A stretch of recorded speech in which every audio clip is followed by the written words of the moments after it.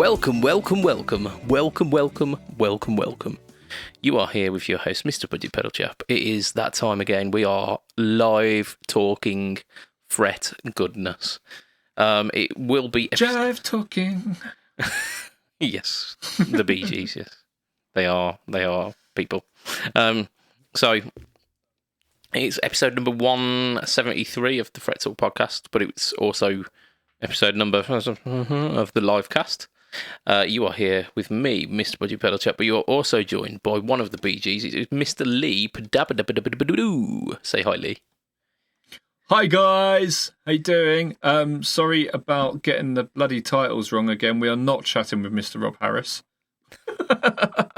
You've got the title. I've changed that, but then you got the subtitle, and yeah, with Mr. Rob Harris of Jamiroquai.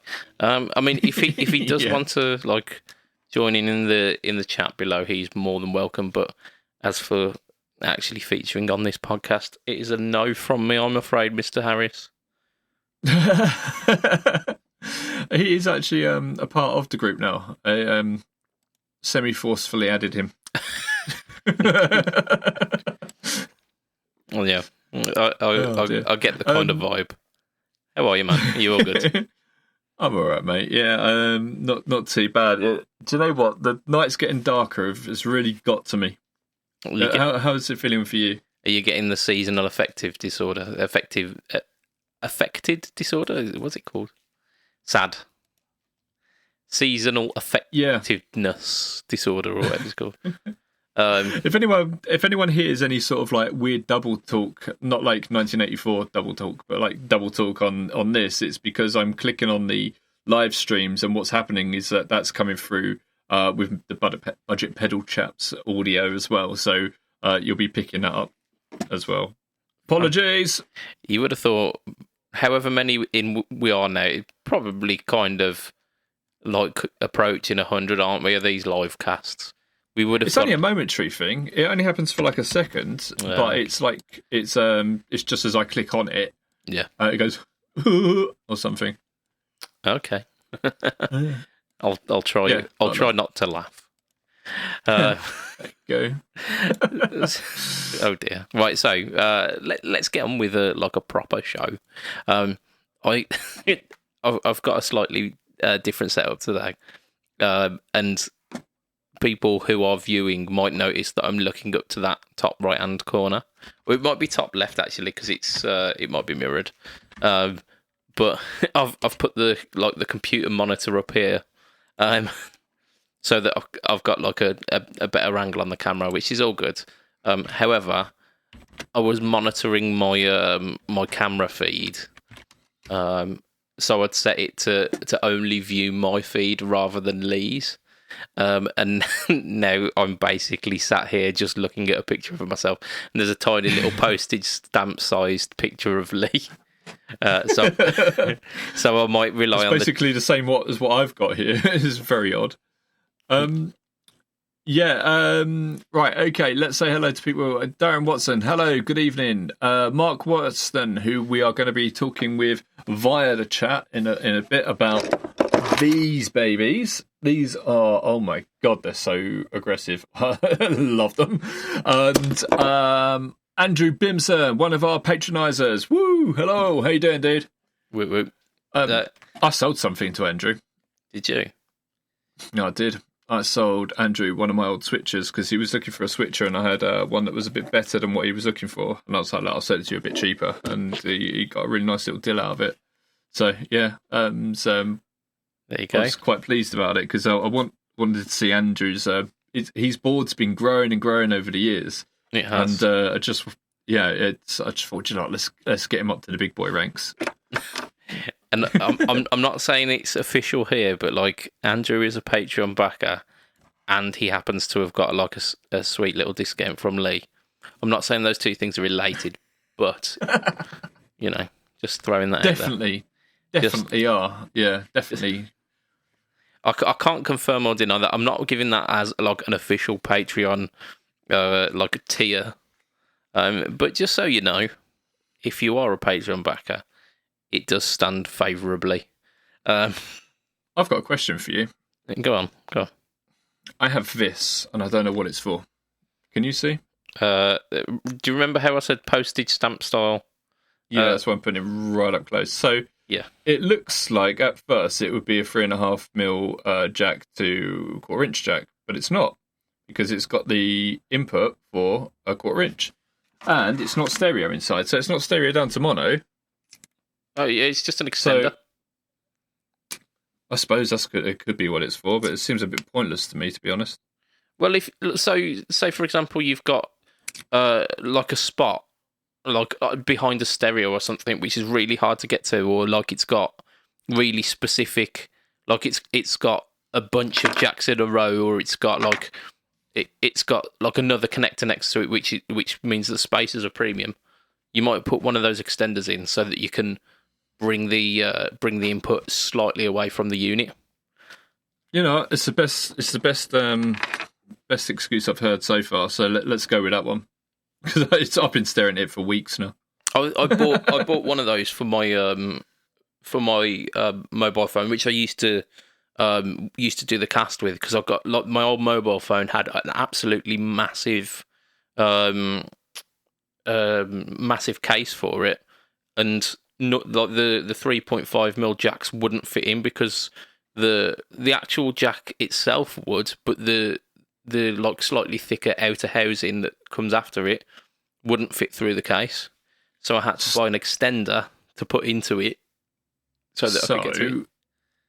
The Tate is in the house, and he has said, does it flip polarity? That would be a very good idea if I could see a point for that, because it's a jack. It's not like a power jack. Yeah. But yeah, you know, that I should test that. I should get my multimeter out. Not today, but I should get my multimeter out and test that. That should be fun. Yeah. I mean, I would say just unscrew it, but it's one of those moulded ones, isn't it? So. Yeah, it probably would unscrew, but I don't think it'd go back together nicely. No, probably all not. right, okay. Let me ask you, what have you been up to? So this week's been a busy one. Like in terms of videos that have been coming out. So at the start of last week was the third in the series of the pickpocket series. I think the first week I did the Trident's Chunky Boy. The second week was this exact Dunlop stubby, and just behind over there where I can't reach is the Timbertones Rosewood Jazz 3.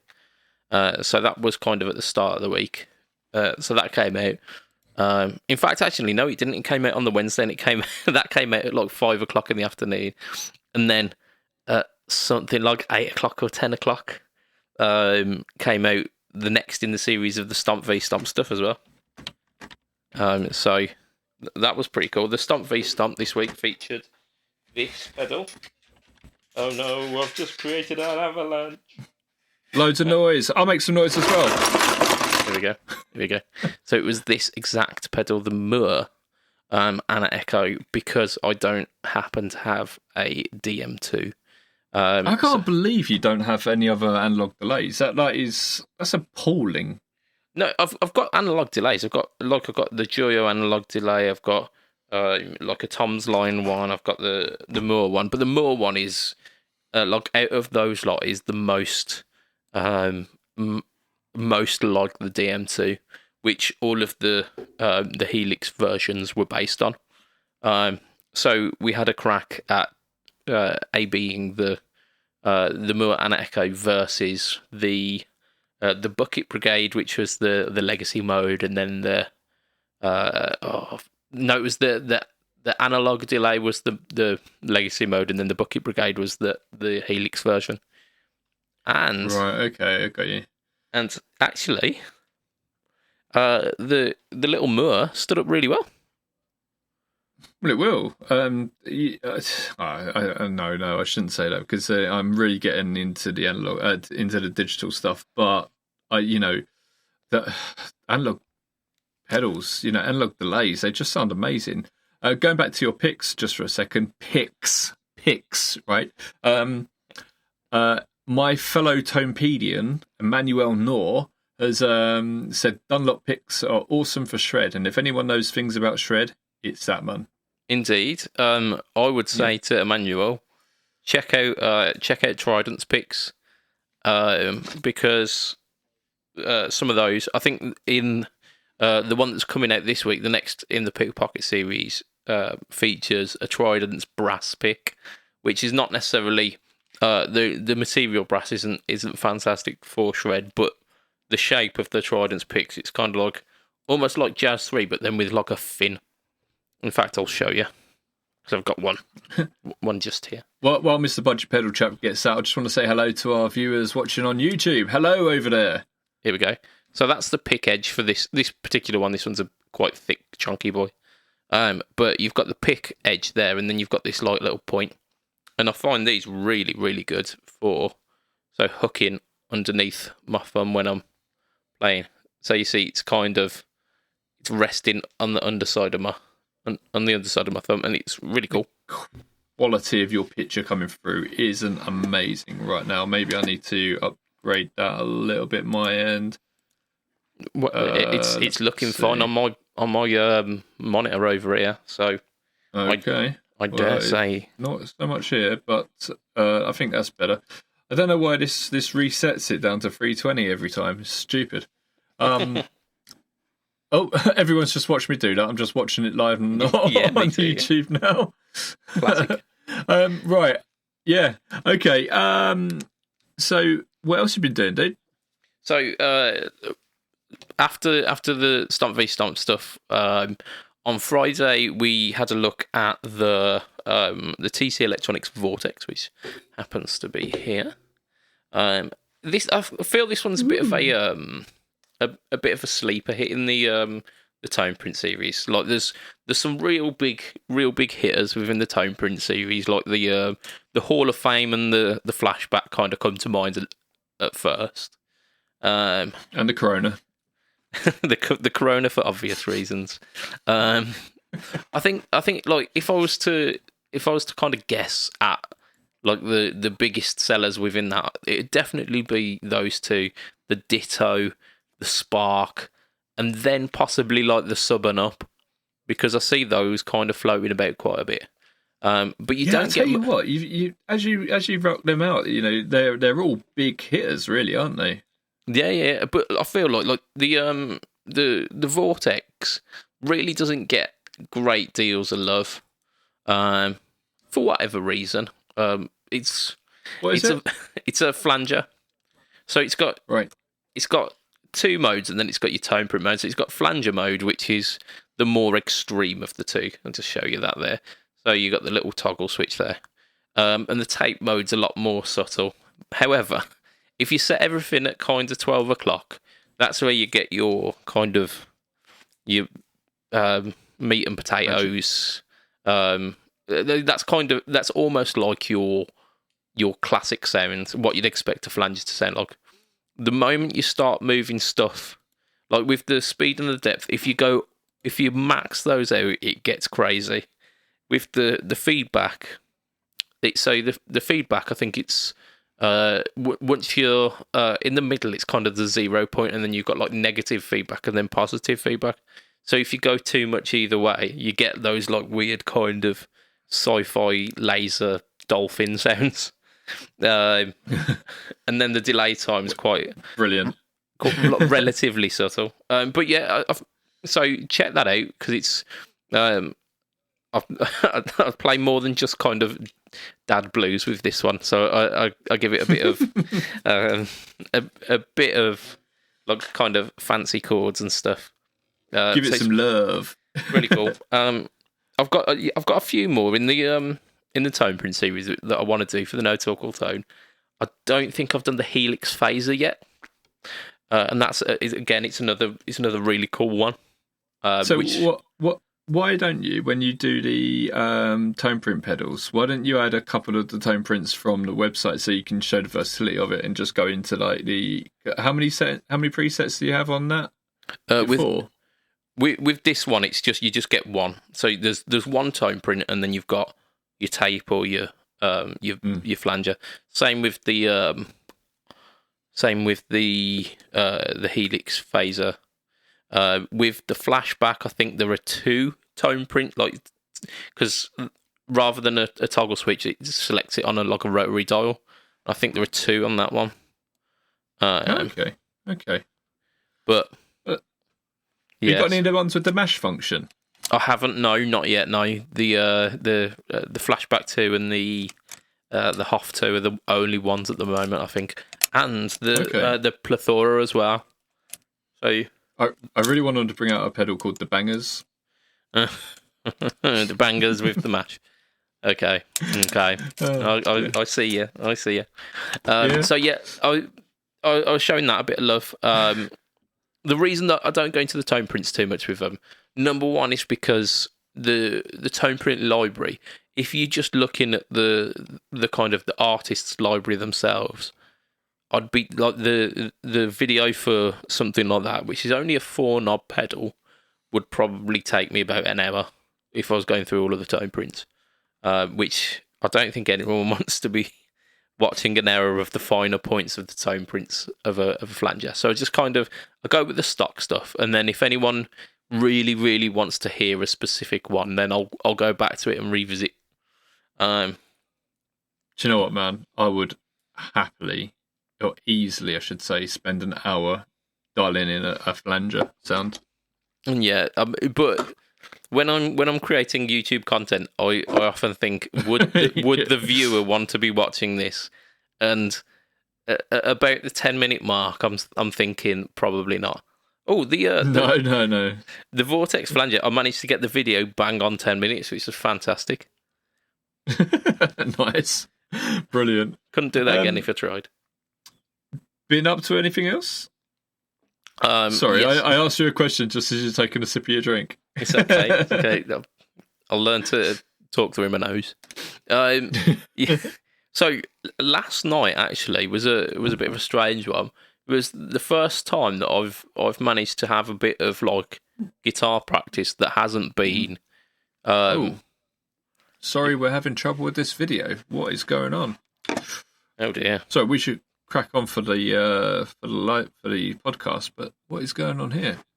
Don't know. As long as you can hear me, then it's fine. So I had like a bit of guitar practice that wasn't recording a video for YouTube, which that's a thing at the moment. A lot of my guitar playing is kind of functional. It's here to demo this pick or demo that or demo whatever, which is all good and well, but it's when you're demoing stuff, you're not trying to push the boat in terms of your technique and ability, because you want it to turn out right, so you don't want to make mistakes.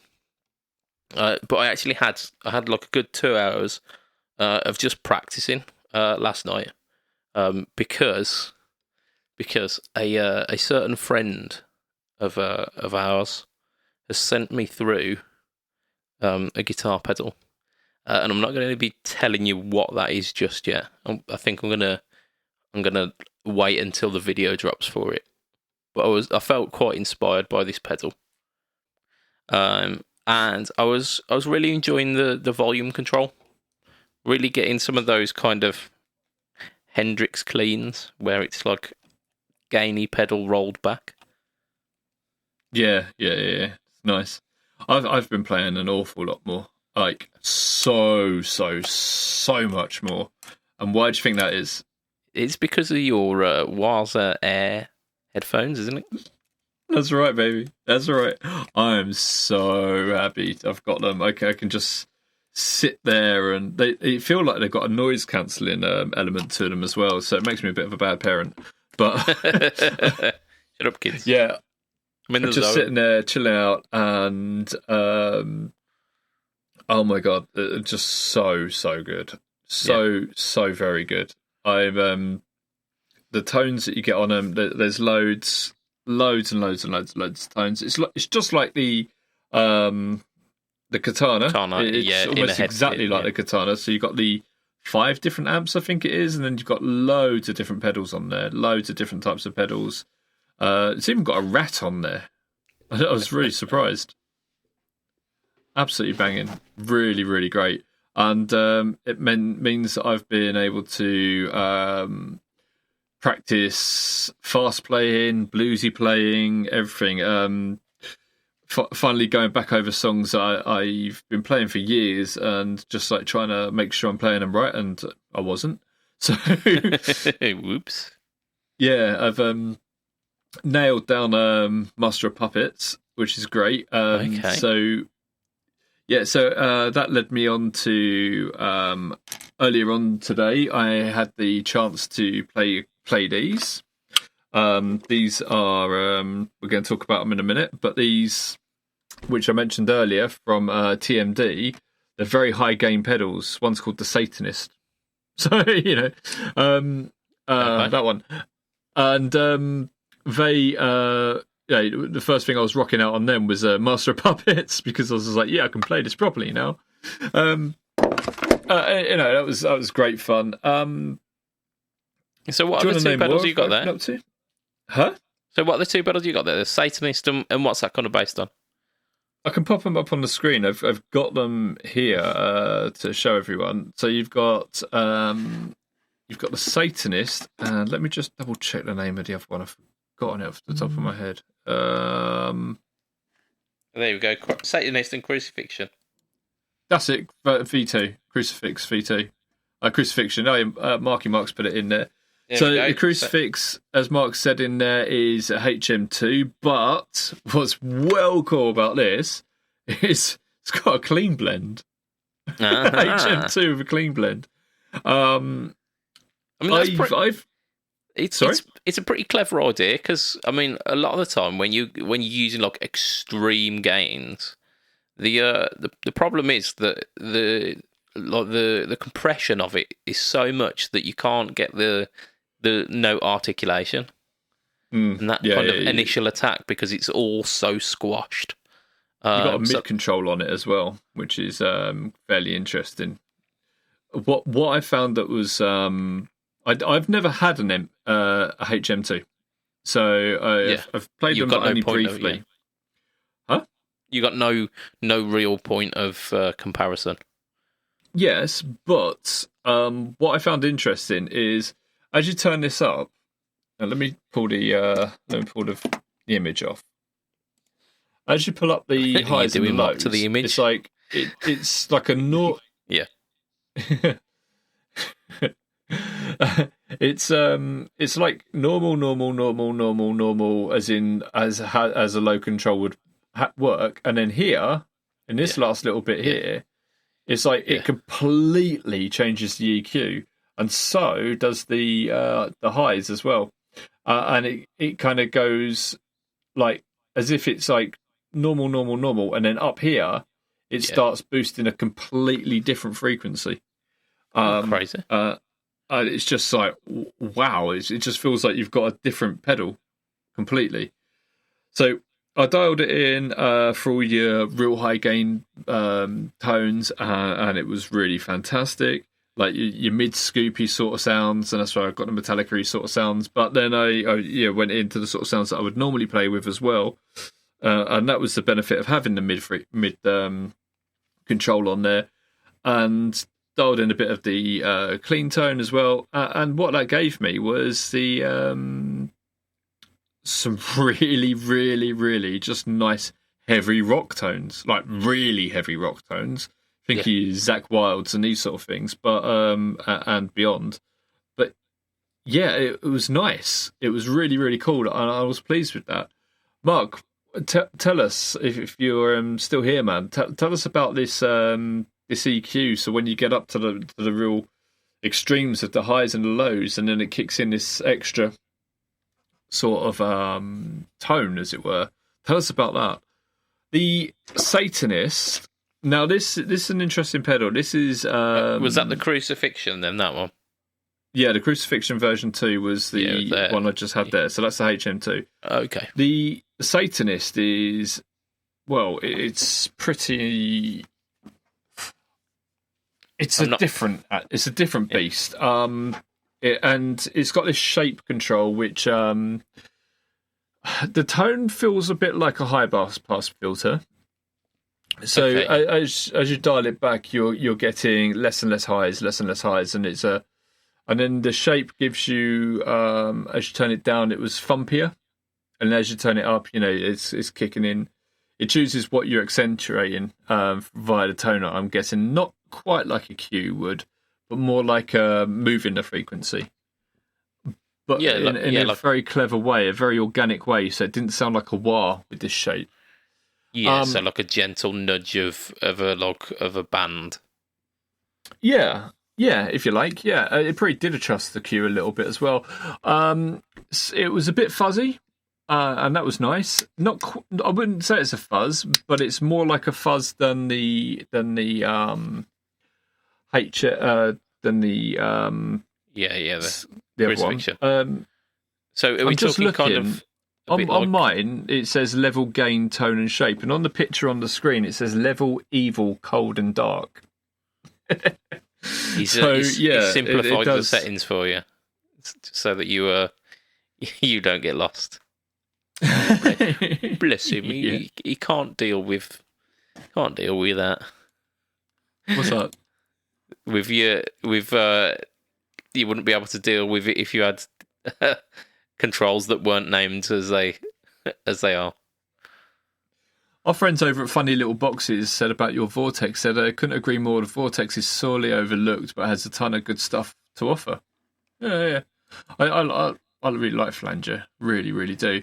So, look, has anyone actually got these? Anyone got any of these TMD pedals? The ones I've got here are going to be some of the last etched models. I know, Mark, I've watched him do it online in terms of etching them. Nothing gross. But I've watched him etching these as we've been having chats, and it's absolutely insane. He wears like a massive, great big gas mask and like World War II gas mask looking thing. Nice. Because it's using like acid, isn't it? It's you paint on like a certain formula of some description that protects certain areas, and then the rest gets kind of eroded away by the acid. It's a bit like how they used to do PCBs. Yeah, like with the acid baths and a pen, not a Sharpie. Yeah, I mean, we did it back in school, but we did it with like you'd print onto like an acetate paper, and then it's shining the UV light at the PCB, and the areas that were affected by the UV would get eroded more quickly by the acid. It was crazy situation. Okay. Right. Mark has come in with some answers to this. So the EQ, but this is regarding the crucifixion. So the EQ is set with a log pot, so logarithmic pot taper. Okay, so with logarithmic, it kind of it doesn't go like as you would expect. It gets more and more and more as it goes towards the end. So it grows almost exponentially, rather than linear. Yeah. So it's generally done with a 10K pot, and they use a 100K pot just to give it a little more control. And it does a little more at the end of the sweep. Okay, yeah, that makes sense. That makes a lot of sense. Yeah. And then etching is an art and takes a ton of time to get right. Yeah, sure it does. Rather you than me. You'll find TMD pedals are now going over to being fully printed. So these are going to be some of the last production models. And then if you still want to be able to get them etched, I think you're going to have to pay market premium because it's He's lungs. But, yeah. But yeah, I mean, there's people who are offering that kind of thing, aren't they? Like Doug Christ, who's also one of our Patreon backers.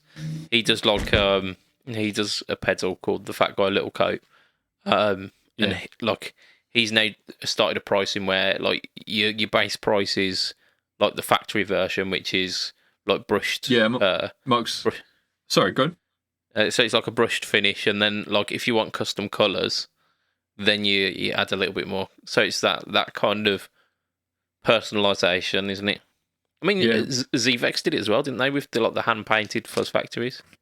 Yeah, absolutely. We'll come on to CVEX shortly. So Mark said, not quite. We still offer the etching, but it will be a little bit more. So yeah, it's exactly what we were saying, really, isn't it? You can still get the etched finishes, and they do look great. They feel great as well. I love the so the tactile finish. Yeah, absolutely. What I would have liked to seen in the art was some real blood. That would have been a nice touch. Why are you not bleeding for us, Mark? Why? What's cool is look at the upside down cross on there. Oh, hang on, let me take these images off of here. But I think I've got an older image of the Satanist there. But look, the upside down cross, and you've got the LED smack bang in the middle of it. It's cool. I should take that off there because there's some titties on it. So that's Demonetised titties. Demonetized. I've got to monetize the bloody thing first. I mean, it's easier to monetize titties, so I am to believe. Yeah, stick it up on like OnlyFans or Pornhub or something. We'll be soon. Our friend Anthony Fisher from Focus and Guitar Store weighed in on my mystery jack connector thing, and he said maybe it's to change a right angle jack into a straight jack. Yeah, I mean that's kind of what I was. Yeah, what I was getting at, because like right angles in certain situations are a bit of a pain. Check out this old school crappy jack I've got. Oh my god. I had this probably about 15, 20 years. It's rubbish. But it still works. But fair play to it that it's still working. I've just noticed that we're a good 37 minutes into the cast, and we should probably tackle some of this news. All right, I just want to chuck you one more little thing that I've been doing this last couple of weeks, which is really, really cool. So I've started to put my new board together, which has a hell of a lot of digital pedals. It's looking really, really great. And the GT 1000 Core is amazing. Oh my god, it's so good. It's just so cool, and it's filling in any gaps. Anything that's missing on my board is no longer missing because it's there, you know. Yeah. So yeah, I'm going to be having a lot of fun with that. Other than that, work-wise, I've been working really hard. We've brought in some brilliant new demos from Lowell on YouTube. And we've got some really, really cool stuff from Mikey as well. So we released did we release the Black Hole yet? that one's coming up. I think it's up for premiere. So it's premiering on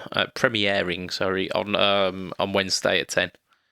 And that is a fantastic reverb. So if you want to see how it sounds in the hands of the maestro that is Mikey, check that out on Wednesday. And for those listening to the podcast, that'll be the previous Wednesday, so you can listen to it right after you finish listening to this podcast. Yeah. And then on Tonepedia, I've done a bunch of classic fuzzes, including 1.5 tone benders, and some old classic muffs, some Russian big muffs. We've got our hands on a load of really, really, really cool stuff, like version 2 big muffs and stuff like that. So it's fantastic. That's been a lot of fun researching them and finding out about it. You've been having a lot of fun getting your hands on some old muff. Yeah, absolutely. And fuzz, yeah, absolutely. It's great. And some of the Voodoo Lab stuff, that's been really good fun as well. Have you ever tried any of the Voodoo Lab stuff? I haven't. Not even a power supply. Really? No. I've not got my hands on any of the Voodoo Lab stuff. I do have, in fact, I've got a PCB for is it the 67 overdrive? The black thing in like it's got green writing on it. It's a 2-knob thing, but I've got a PCB for something inspired by that.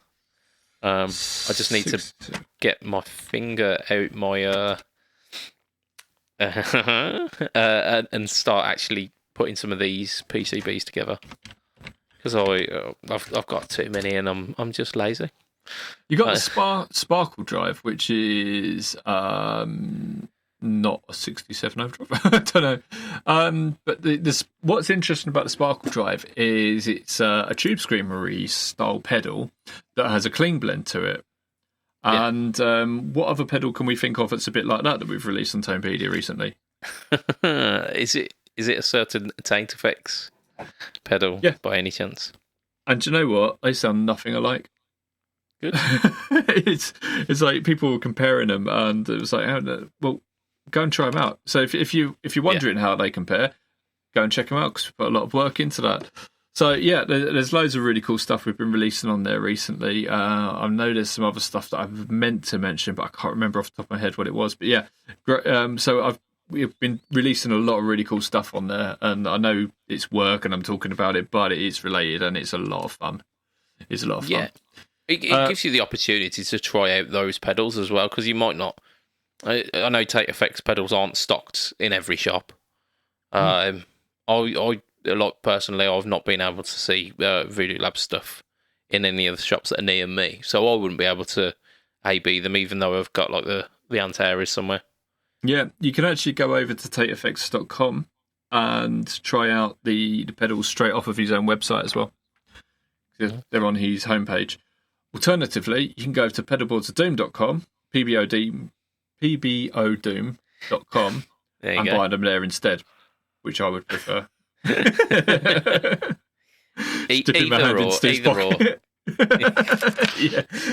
Either or, like he's a good chap. It's get some of his pedals, because they are good. We talk about them a lot, but we wouldn't do if they weren't so damn good. And they've got little secret Allen Partridge quotes inside them as well, if you open them up. Not all of them, some of them do, and that leads even more to the mystery, doesn't it? Or whether it will, whether it won't. There is no, actually I won't say anymore. Mark and Shay from TMD, who make the Satanist and the Crucifixion, will hopefully be joining us on an upcoming show. So keep tuned, keep your eyes peeled for that. Indeed. Yeah. Right. We're going to do some newers. Should we talk about something that's a little bit controversial then? Are we going to controversial? Yeah. I did message you about this earlier, but I think you might have missed it. Controversial? Yes. So, it's good. It's be good to hit you with this one, see what your opinion is on it. Sometimes people go and buy a pedal that's released because it's a limited edition pedal, and they think they can buy it and sell it off cheap. Buy it and sell it off with a massive profit. You see this, all the time, almost like the ticket scalps. Yeah, it's almost like ticket scalps, and it's exactly what it is. Exactly what it is, and that's been made like illegal in the UK. So you get done quite heavily if you get caught doing that.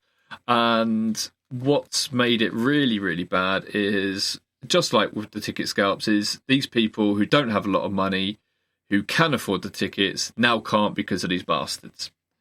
So people who want to go and see their favourite band can't, because someone who's got no interest in the band just wants to make a markup on it. Yeah, completely. So I don't have a huge amount of money, and I've always fancy getting a Zvex Fuzz Factory, because my favourite band in the whole wide world, Muse, the songs that I fell in love with, Muse, like Plug-in Baby and these sort of things, all featured the Fuzz Factory. But I like things to be a little bit more up to date. I like things that have MIDI and these sort of things. And what should happen? Oh, look, Chase Bliss and Zvex are teamed up and made a limited run of a Fuzz Factory with MIDI. I'm like, this is my perfect pedal. I missed out on getting one. And I missed out on getting one because these idiots went and all bought them up and then started putting them online for like, I saw people reporting it was like 1,500 quid, £3,000, stuff like that. These pedals were £350, so £350, $400, and people were selling them for $3,000. Yeah, I mean that is what we call a dick move there. Yeah. So what Chase Bliss went and did was said, okay, look, we'll just do a second run. We'll just do it in different colours. If you're not fussed about the colour, which I'm not, I still want it to look good. But I'm not too fussed about the colour. Yeah, that's great. As soon as he mentioned that, all the people who bought them just to make profit started complaining and said they were going to send them back. Now that, I mean that's karma there. That is it's just so out of order. These people say, "Oh, I'm going to send mine back if it's not worth anything. I'm going to send it back." Just, oh my god. Yeah, I mean, it's with the King of Tone. It's a case of no one's forcing you to buy those ones. What you're paying for is skipping the queue. And you'll often find that people are selling them for like £400 or £500, and they sell, but they're not out of production. You can go and get one as long as you are patient enough to wait that queue out. So things like the Klon, they've been pushed up in price, just generally because of people trying to profiteer out of them. Now they're just worth that much, which is kind of like annoying, but because they're no longer in production. But then again, the KTR is supposed to be exactly the same, so they are really, aren't they? Yeah. I mean, it's that, isn't it? It's, again, like, as long as you're not worried about it looking exactly like the original gold and silver versions, then the KTR should be fine. Because you're being told by the man who makes them himself, I've not changed anything. It's still exactly the same thing that you're going to get. Yeah, but the case makes it sound different. But it's that kind of that status symbol, isn't it? With the Klon, the original run. Those are pardon the pun, but they are like the kind of the unicorn of the like guitar pedal world, aren't they? They're like the rare as rocking horse shit. Yeah. So, I mean, that hype again. It's kind like I don't know. It's a bit of an iffy area, but like for this one where it is like there's a limited run of it, and they go, okay, we're gonna do like a certain run of these, and then people are like legitimately buying them and then complaining that, oh, can't make any money off this, I'll send it back. That is just a dick move. That is just a plain and simple dick move. Yeah. I went ahead and messaged Joel and said to him, look, we stand behind you 100%. Because he's had a really rough time for this. He's gone ahead and taken time off of social media because he's just had so much flack from people. They're saying, oh, you knew this would happen and everything along these lines. But at exactly the same time that came out, because these have been released in conjunction with so this is the Bliss Factory that I've just brought up on the screen now. This is the one that's just come out that I really wanted, and worries me and all that sort of thing. But I'm not alone in this, and that's if it was just myself, I wouldn't be talking about it on the podcast. I'd be moaning at you about it, but I wouldn't be talking about it on the podcast. Right? Yeah. So that's the Bliss Factory. Now this came out as part of the pedal movie that's being released via Reverb. And so Reverb do a lot of these limited releases. So they even did one with Stu they did the Green Razor Dead, didn't they? They did, yeah. So they do a lot of these things, right? And this was released at the same time as this, which is the Time Shadows, which is a conjunction between Death by Audio and Earthquaker. Now, we haven't had the controversy with that pedal. And that's because there was a lot of hype around the Bliss Factory, and these scalpers know what they're doing. They went after him. And people were turning around saying, well, the companies need to take more responsibility and, think about who they're selling these to. And it's like, well, look, if you were to go out and ask these people some questions to try and make sure they're the right people, they're just going to lie. I mean, yeah, if they're in the knowledge enough to know that these are a sought after product in the guitar community, they're knowledgeable enough to be able to lie through an interview for it. But it's not even a case of that. Why should the company? Why should it be up to Chase Bliss and ZVEX to vet the people that they're in the business to sell these pedals? That's their business. They've done that job exceedingly well. Yeah, absolutely. We've made a big post about this, and the most people are singing off the same hymn sheet as us because they're decent people. Yeah, completely. And you've got like 90% of people are like that.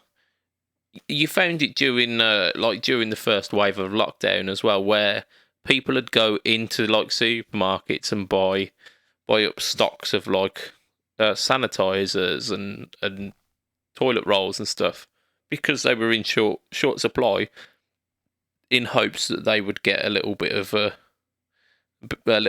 profit. And what's happened there is, like, even though like what they did weren't illegal, they've been shamed into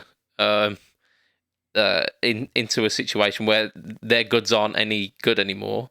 That's what we need to do as a guitar community. We need to put a stop to that. And if people are trying to sell on the like pre-order pedals that are limited run for like 10 times the price, as a community, the way that we stop it is by saying, nope, pedal's not worth that much. I'm not buying it. These scalpers are only as good as the people who are buying them. It's the same with the PlayStation 5 and the Xbox Series X. You know, exactly the same things happening. People are selling these for thousands of pounds online just because someone wants to get a console that has free games available for it 2 weeks earlier than everyone else. Yeah. And, really annoying.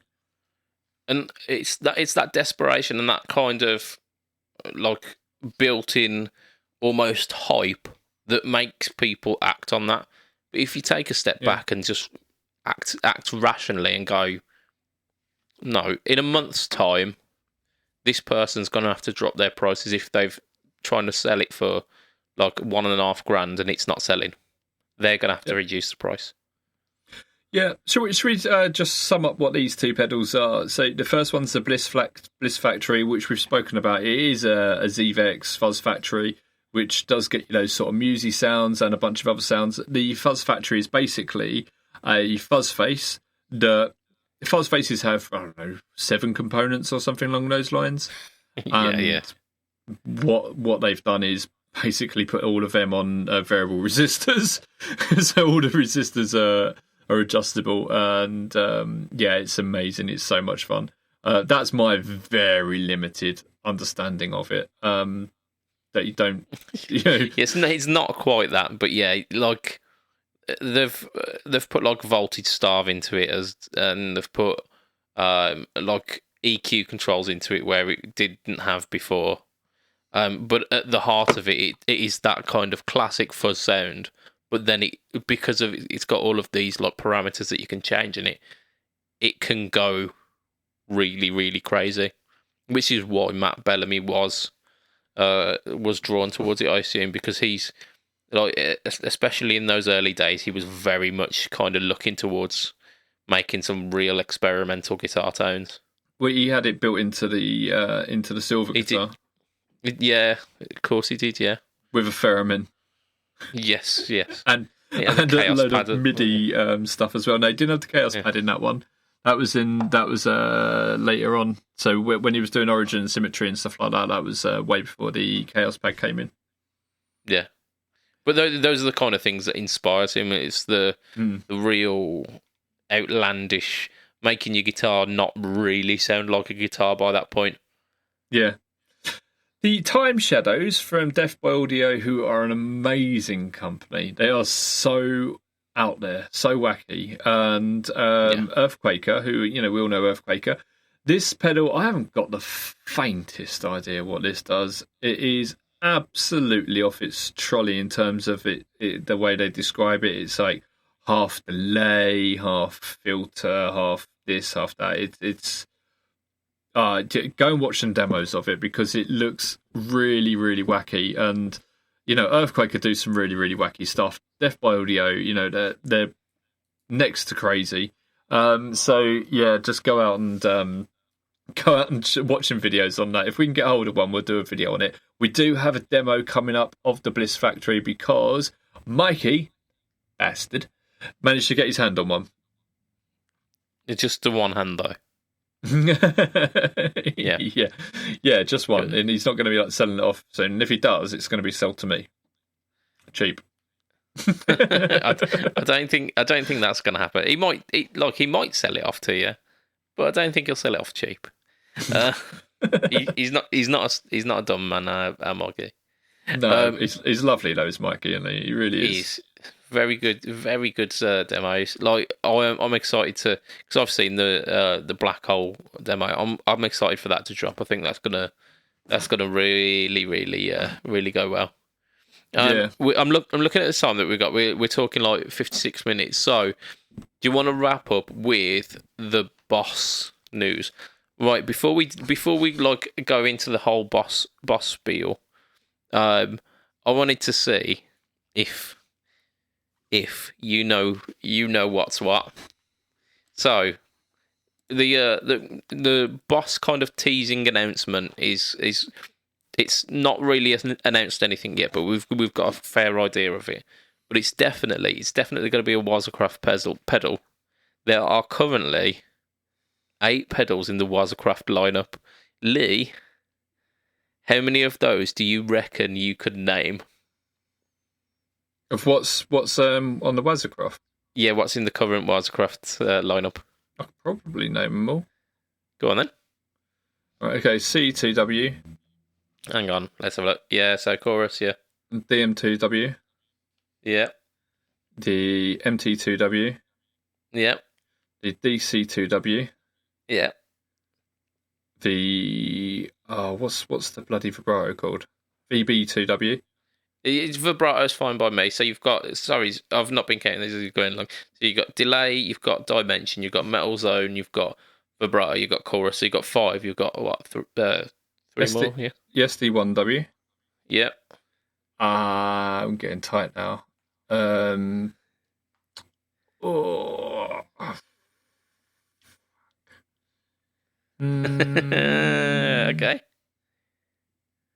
Gonna have to rush you. Give me a clue. Colour. Yep. What colour? It's a definite colour. Think of all the colours you can think of. No, go on. This isn't making good radio. It's not making good radio. So, Blues Driver. Oh, yes, Blues Driver. Ah, yes. And quite clearly the best of the lot is the TU3W. Oh, that's the. I should have got the blues. I should have got the Blues Driver, but I definitely would never have remembered the tuner. I know, it's crazy, isn't it? I do like that. I loved it. It's black. It's really cool. There you go. So we've got quite a mixed bag, but there's some quite heavy hitters within there. Like the Dimension and the VB2 are obviously like pedals that had gone out of the releases and then had like a bit of a cult following, so come back. We've obviously got like the standards, like the SD1, the Blues Driver. It took quite a while for the Metal Zone to come out, but it did. The same time as exactly the same day as the Dimension. See, as Dimension, but like the Dimension had a bit of a cult following. The Metal Zone has been ubiquitous. Whether you love it or hate it, you know about it. Yeah. Did you? I think that's their best-selling pedal ever. Yeah, it wouldn't surprise me because like the amount of people who get into guitar thinking, yeah, I want to be Dimebag. So at the moment, I've got like a shitty Squire Strat and a practice amp. I need something to make that have like high gain. There you go, and that's a MT2W. And do you know what? I was like looking around me when I was doing that, and I was like, oh yeah, one of them, one of them. Yeah. That's it. I mean, you are quite a Boss fanboy. Do you know what? I never used to be, and it's kind of like snuck up on me a little bit. And do you know what? They just make really good stuff, especially nowadays. They kind of like they made really, really, really good stuff in the early days. Then it was like, and now they're like back as like, yeah, really, really good. I tell you what though, in the 80s they did have like they had some like experimentation, which I think I'm down with. There was some like really, really crazy stuff like the digital metallizer and stuff like that. But like it's absolutely it's really interesting. I mean, I when I first started the Budget Pedal Chap stuff, I had kind of a big bugbear against Boss. I didn't think it was all that relevant anymore. Yeah. But I've got maybe about 5 or 6 Boss pedals in my pedal cabinet, and I'm not going to be getting rid of any time soon. So, I mean, they are iconic. Right, talking about this post. So we've got the corner of a compact pedal in a kind of silver hammerite finish. It can only mean one thing, can't it? Really. Yeah. So the picture I've put up here is actually of the first teaser they did, which was which is for the listener, it's just an unpainted enclosure. Yeah, but all completely silver. And then the next one is actually it almost looks like it's been scratched off. It looks like the paint's been scratched off of it. That's just unpainted. That's raw metal. And then the next one is finished with the hammerite finish. Yes, it's like they've gone over it with a little tiny hammer. So yeah. The only pedal that's got hammerite finish is the FZ3 and FZ5. So the phasers, fuzzes. Sorry, fuzzes. Yeah. Oh look, in this picture we've got the VB2W and the bloody TU3W. Yeah. And right behind it you can see like the dimension as well, and the chorus. Bottom right, to the right of it. Bottom right, you can just see the top of the. Just see the blues drive. Yeah, so you've got the DM2 and the SD one there as well. It's quite good. Like just to the left though, it looks like a DS, an MD. MD2 is it? Mention that pedal's name in my presence. And then underneath you've got what looks like a DS1 potentially. SD1. I'm surprised that the DS1 hasn't got a Waz Cross treatment yet, because the DS1 is iconic. Yeah, I imagine they will do that at some point. Yeah, it's going to happen. It's only a matter of time. Yeah. So look, in the post they put, we've never done anything like this before, and that has really got me thinking. You know,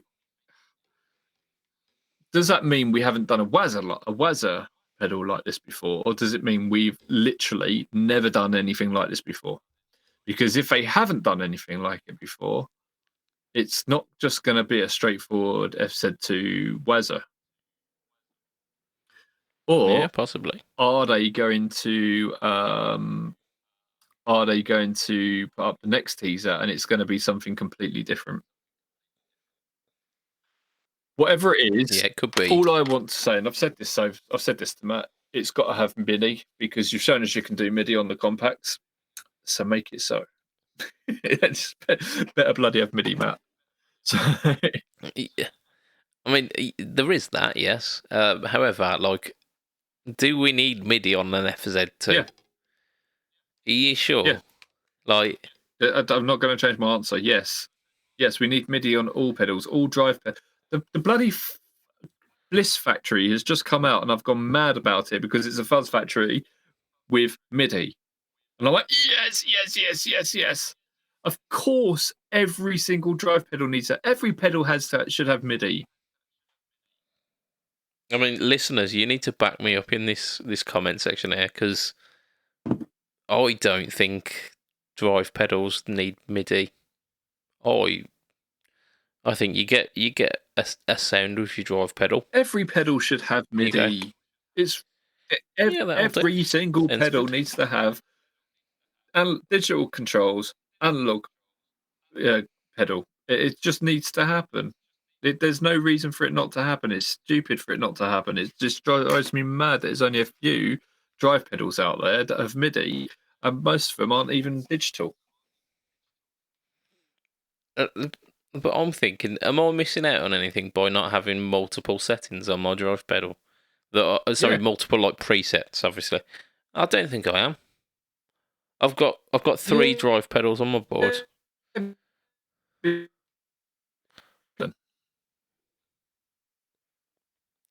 Yes, I didn't hear a word of that. Your audio stuttered quite badly. I think. No. I think it's probably time that we wrap the cast up, because we're getting to that point in the evening where the internet is going the internet's a little bit south. Yeah. All right then. Indeed. Okay. Yeah. It's. Yes.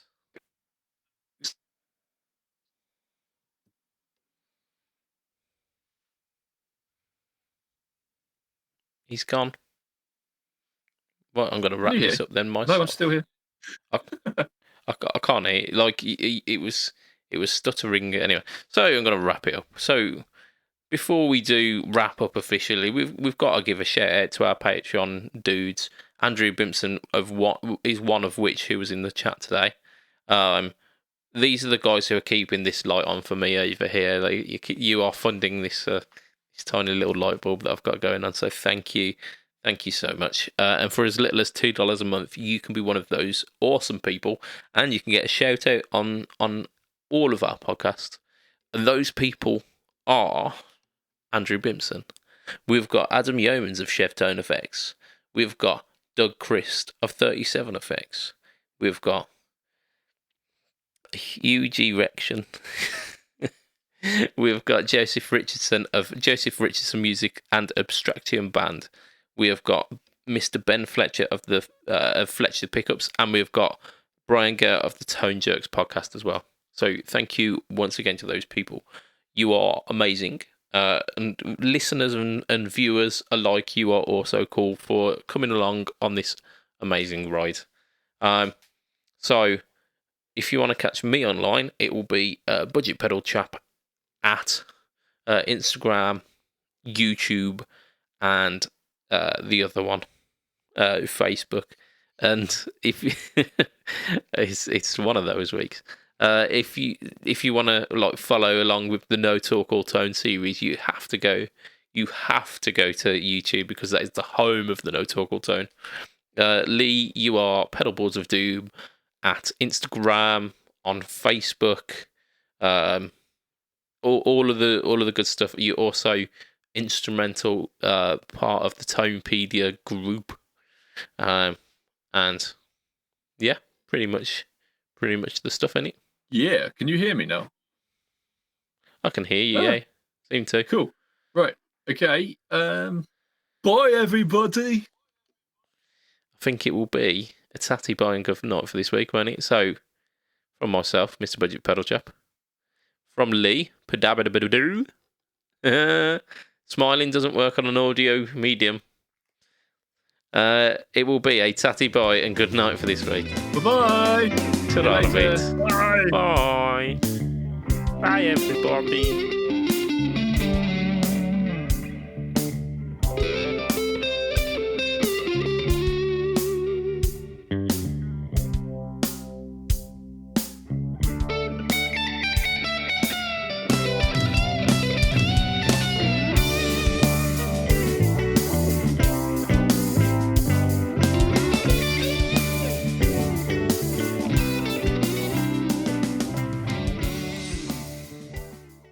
My son said to me, "Dad, stop singing Oasis songs in public." I said, "Maybe." Yeah.